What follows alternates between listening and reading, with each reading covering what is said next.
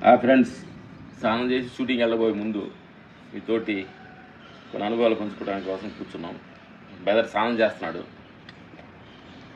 ఈలోపు ఒక వీడియో చేద్దామని మీకు ముందుకు వచ్చాము. మళ్ళీ వాడు వస్తాడు, చేద్దాం.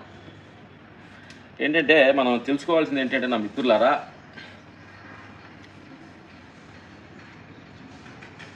మనం మనసు అనేది ఒక కోతిలాగా మనం పోల్చుకుందాం.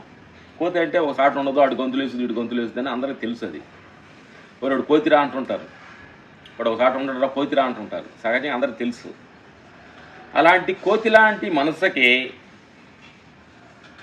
కళ్ళు దాపిచ్చి, సారాయి దాపిచ్చో లే మందు దాపిచ్చాం ఆ కోతికి అహంకారం అనే దెయ్యం పెట్టించాం.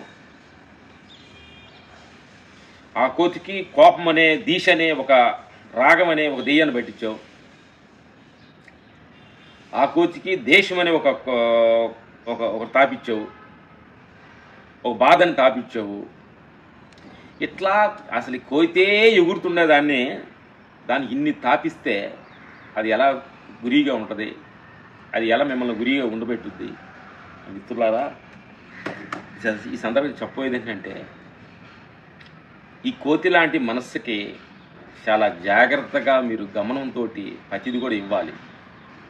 ఓ మొహాల్కాలు ఇచ్చినా కానీ, దానికి ఒక కోపం ఇచ్చినా కానీ, దానికి ఒక బాధ ఇచ్చినా కానీ, పదే నువ్వు బాధ ఇస్తే అదే చెబుతూ, వాడు తప్పు చేసి వాడు తప్పు చేసి తప్పు ఆ తప్పు నుంచి అదే చెబుతూ, ఒక్క మాలి నువ్వు కానీ దీన్ని కోతికి కానీ జాగ్రత్తగా ఈ మనసు అనే కోతికి ఆలోచించి, నా మిత్రులారా, పొద్దున్న లేవగానే కొంచెం ధ్యానం మెడిటేషన్ చేసి, ఇది మీకు తెలిసిన గుడి, అది జీసస్ గుడి కావచ్చు, జీసస్ మందిరం కావచ్చు, రామ మందిరం కావచ్చు, కృష్ణ మందిరం కావచ్చు, సిడి సాయిబాబా కావచ్చు, అల్లా కావచ్చు, ఏమి వెళ్ళటానికి కుదరదు, సమయం లేదన్నప్పుడు కళ్ళు మూసుకొని ధ్యానం చేసి ప్రకృతిలో గురించి ఆలోచించడం కావచ్చు.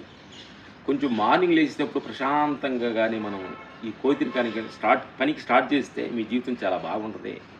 లేకటంతో ఆవు అని కానీ స్టార్ట్ చేసేపడితే నిన్ను పోగులంతా తిప్పలు పెట్టించి నిద్ర కూడా పట్టనీయకుండా చేస్తుంది. నా మిత్రులారా, కొంచెం జాగ్రత్తగా వాడండి. ఈ మనసు అనేది చాలా కేర్ఫుల్గా వాడండి.